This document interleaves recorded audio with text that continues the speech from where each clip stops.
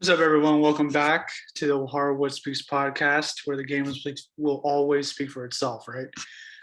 Thank you guys for coming and taking a view of this video. Definitely want to go ahead and get some perspective on the NBA draft that's coming up tomorrow. And then I also just wanted to go over a few things, and with the draft preview, it's really no more than a mini draft preview. I've only really been able to look at the film of the top three prospects, including also Jaden Ivey and Shaden Sharp. I've seen some mixture there, some Keegan Murphy as well, but I haven't been able to see anyone else outside of the top three. Mostly because my team has a number one pick, right?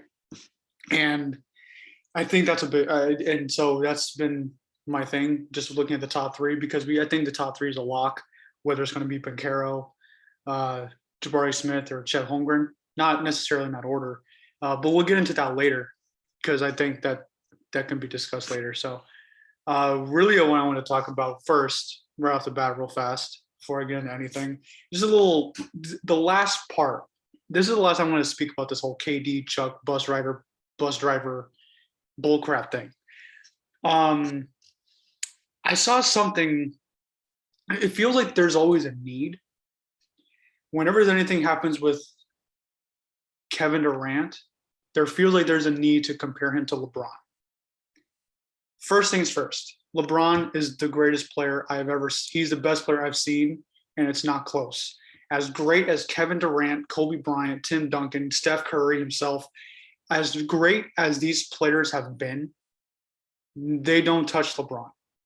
It's just that simple. So I'm kind of tired of anything that current players do be compared to LeBron. That's dumb. LeBron is a one of one. We're not going to see him again. We're never going to see Michael Jordan, even though we saw Kobe Bryant. But like the bigger than life type of player that Michael Jordan is, that's what LeBron is for our generation. And we're never going to see that again. So we need to stop with the whole comparisons. But to go in deeper, specifically about what is being compared to between LeBron and Kevin Durant, I saw something, I think it was on Fox Sports. It might have been like Joy Taylor, I think. I don't know.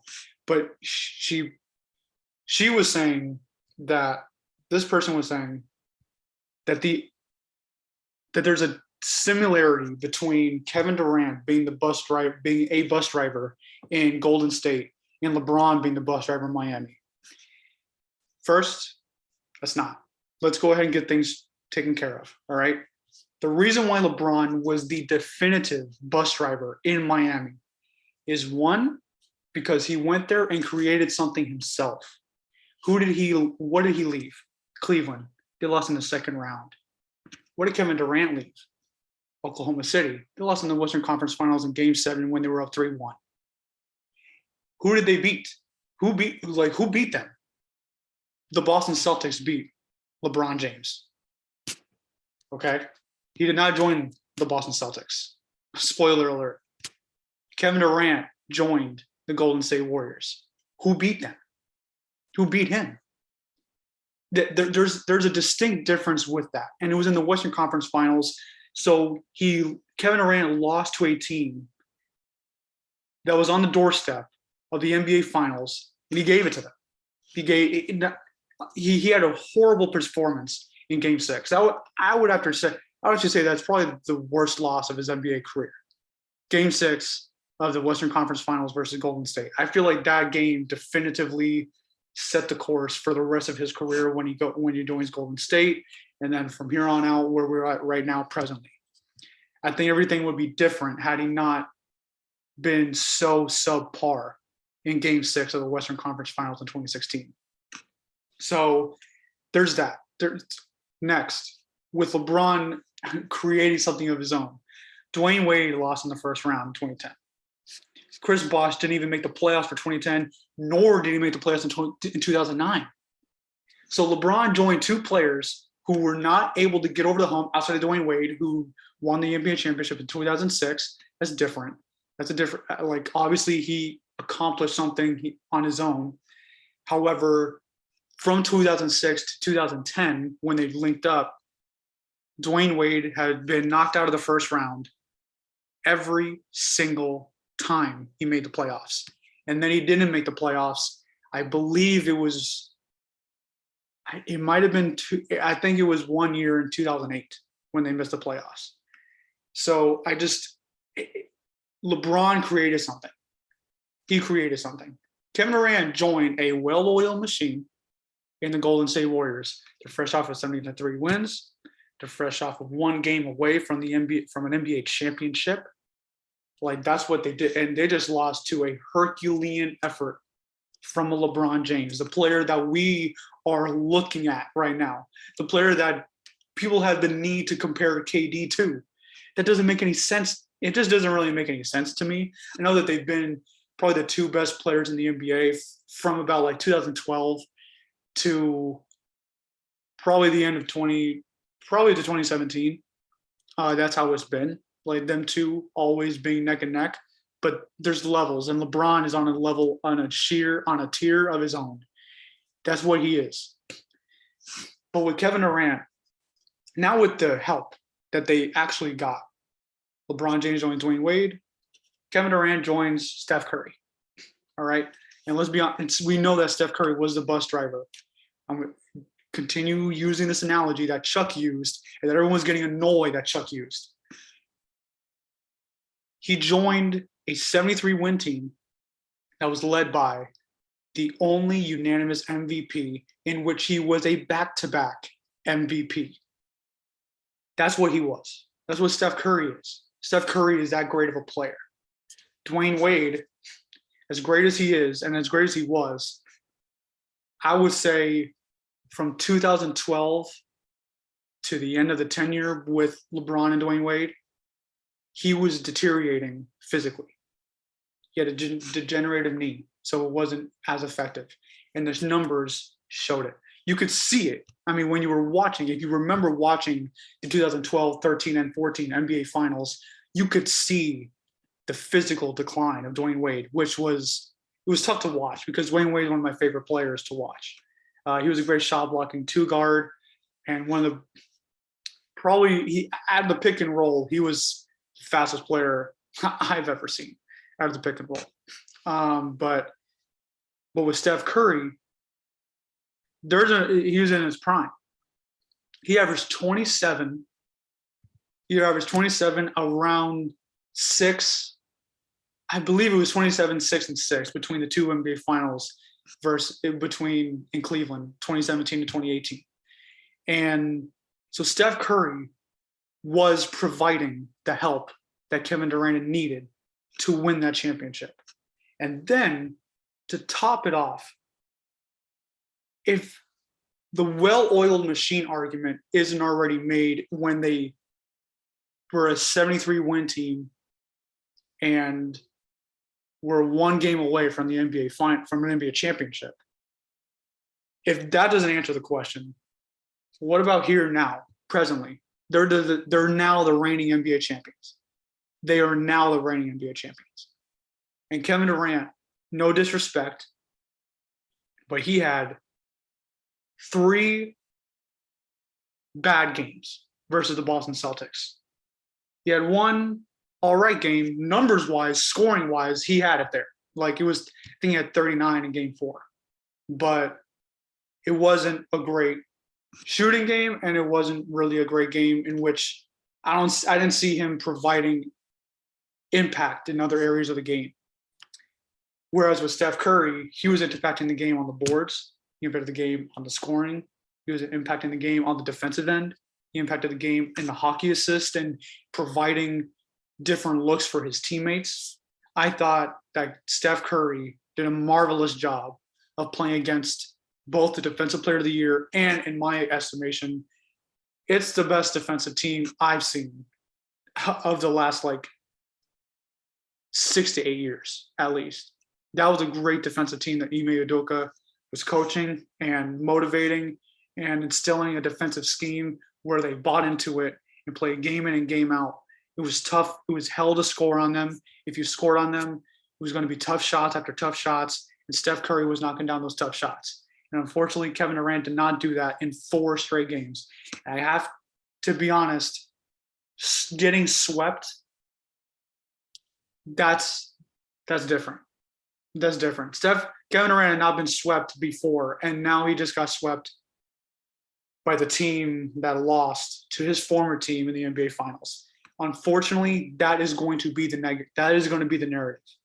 And Kevin Durant and Charles Barkley, he wasn't coming at Kevin Durant with the whole bus rider scenario in terms of his production. What I gathered from it was the leadership department joining a well-oiled machine. LeBron James created something in Miami, and it was effective. They got to 4 finals in a row. I mean, they got to 4 finals in a row. Yeah, he fumbled a bag in 2011, and in 2014, I feel like it's hard for me to hold it against him because I feel like that Miami Heat team was just too old to play against that San Antonio Spurs team. And I know the San Antonio Spurs team weren't like the youngest team in the league, but they were coming back for revenge. And I feel like they were the better prepared, the better team of that year. And they were just overpowered. And the Miami Heat were just overpowered by a better team. But outside of that, I mean, they were getting to the NBA Finals every year. They were clowning the Eastern Conference for the most part. And I just thought that any team that we thought that was going to be a threat to the Miami Heat those years, they just simply were not. Simply were not. And whoever wasn't and just came out of surprise, the Indiana Pacers just came out of surprise and had a game and won Game 7. The Boston Celtics forced a Game 7 because, I mean, those were vets. Those were vets in Boston, and they came from a 4 seed to get to the conference finals and force the games and get to a Game 7 where they were 1 game away.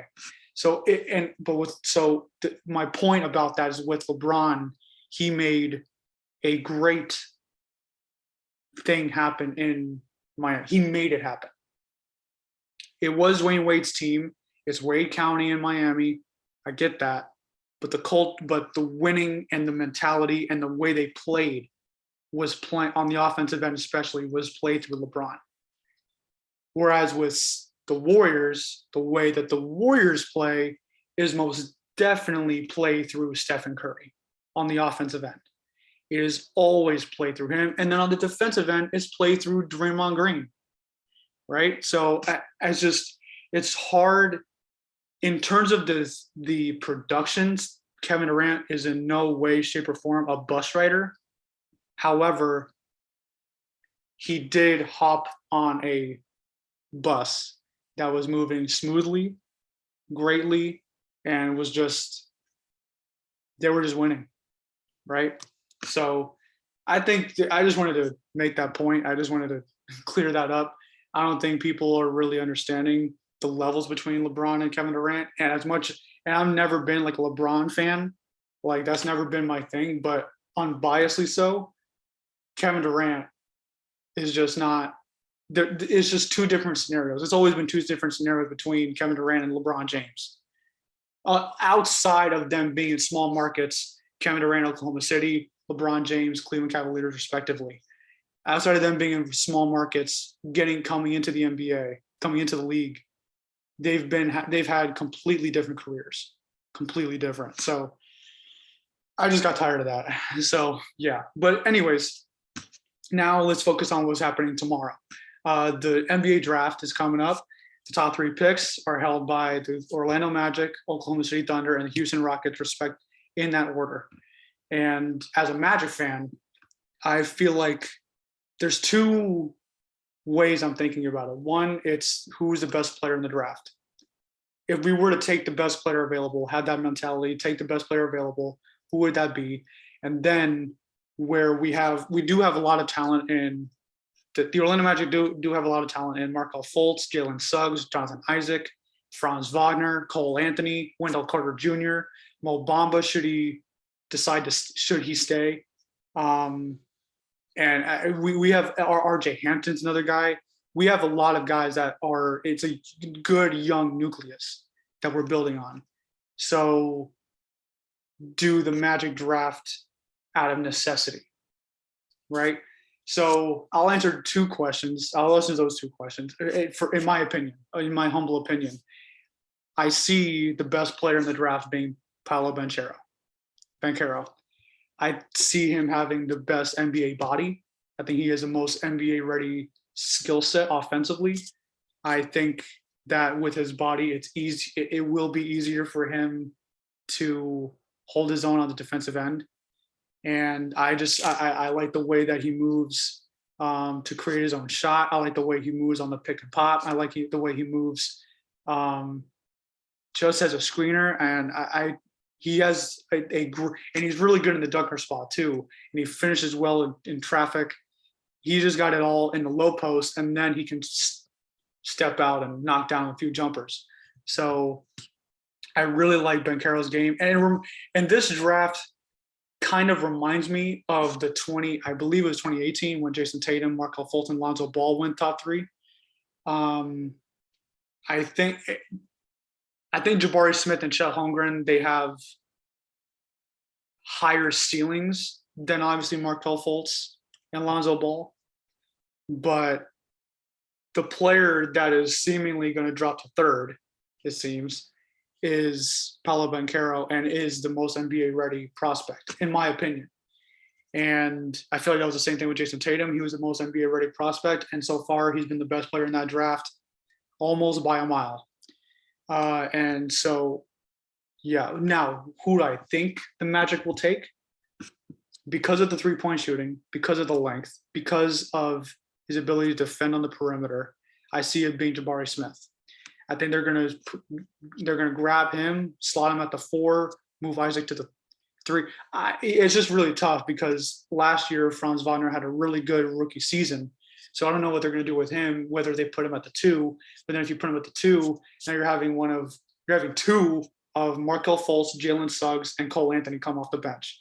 I would probably prefer Cole Anthony to come off the bench. So really the decision is down to Jalen Suggs and Markelle Fultz, both of which had – Jalen Suggs didn't have the greatest rookie season, and Markelle Fultz had a really good year and a half in Orlando, I would say. Maybe probably more so a year. But yeah, I like where the Magic are going. I like the amount of options that they have. They could definitely slide down to 3 if someone wants to pick. If the Rockets or the Thunder want to pick their guy and lock him in at the number 1 spot, I think the Magic have a lot of options to do there. It feels like Chet going to Oklahoma City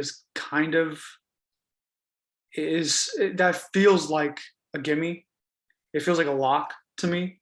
Outside the report that came out today that Chet, there's a lot of conflicting reports about Chet, whether he gave reports to the Magic and the Thunder or whether he didn't give medical records to the Magic and the Thunder. I don't know what he did. If I'm guessing in a normal situation, I'm thinking that the Thunder are going to pick Chet. I think he slides in well with Shai Gilgeous-Alexander. Man, that's a tongue twister. With Shai. I think he slides in well with Josh Giddey as well. Very pass first. So I think Chet will be able to get the ball immediately in Oklahoma City. Whereas I don't think it'll be a log jam if he goes to the Magic with him and Wendell Carter and Mo Bamba and Bol Bol. Like, we have too many 7-footers. There's too many. It's weird. As a normal basketball viewer, too many 7-footers sounds like a weird thing to say, but there's such thing as too many 7-footers. And then Paolo Banchero, I would take him number 1, like I said, but it seems like he's going to go to Houston, and him in Houston, I really, really like that. I like Kevin Porter Jr. and Jalen Green meshed with Paolo Banchero. I think that would be a really good way to kind of segue after the Christian Wood trade to Dallas. I think that's a really good idea. So I'm excited for the draft as a Magic fan. I think we are going in the right direction, but it all hinges on the decision we make on draft night. Do we go with the best player available? If it was me, I would go with the best player available, which is, in my opinion, Paolo Banchero. I think he can easily slide into the starting 5 as a 4. On some nights he can play the 3. And I think he has that ability to go get a bucket, which is something that Orlando desperately needs, desperately. So Franz Wagner has shown some strides where he can be a guy that Cook can put on the floor. He has really good moves. He's very patient. And that's why I like Banchero as well. He shows a lot of patience in the way he plays. He's not sped up. He doesn't slow down. He plays at a pace that is just perfect for him. And I think players who don't compromise to defenses will always succeed in the league, such as Luka, James Harden when he was in his prime, Steph Curry, LeBron, obviously. Like these guys, they play at a pace that works for them. Paul Pierce is another one. So yeah, I think that it's going to be a fun night tomorrow. I'll do a reaction most likely on probably Friday. See how things go. And then from now, I'll probably just ride into next week. All right. So there'll be some announcements on my Hardwood Speaks Instagram. Keep an eye out for that. Looking to venture into different topics. But that will be discussed in the coming days and weeks. So thank you guys for watching. Again, if you want to keep up to date with these videos, just like and subscribe. I'm always going to be coming on here. I'm looking to come on here more often. And yeah, again, appreciate it, guys. Have a good one.